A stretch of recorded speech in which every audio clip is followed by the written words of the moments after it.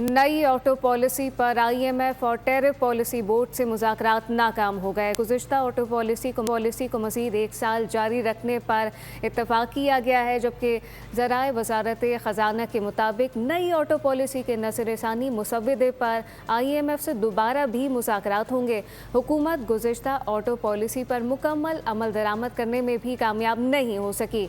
गुज़िश्ता policy की मुद्दत ख़त्म, जबकि नई ऑटो पॉलिसी भी नहीं मुतारिफ हो सकी है। मज़ीद क्या तफ़सीलात हैं, उमर हयात खान से जानते हैं। जी उमर, आगाह कीजिएगा।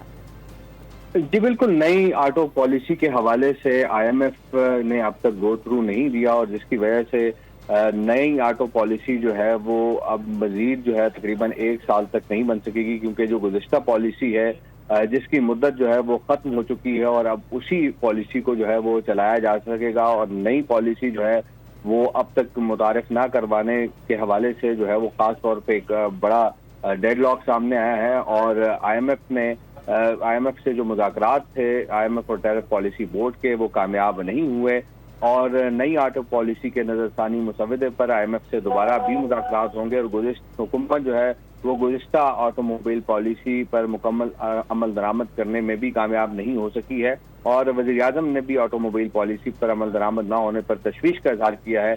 और नई ऑटो पॉलिसी पर मुज़ाकरात आइंदा माह के दौरान भी तय पाए जाने का इम्कान जो है वो कम है। जी उमर हयात खान अपडेट कर रहे थे, आपका शुक्रिया। सब्सक्राइब करें और बेल दबाएं ताकि कोई खबर रह न जाए।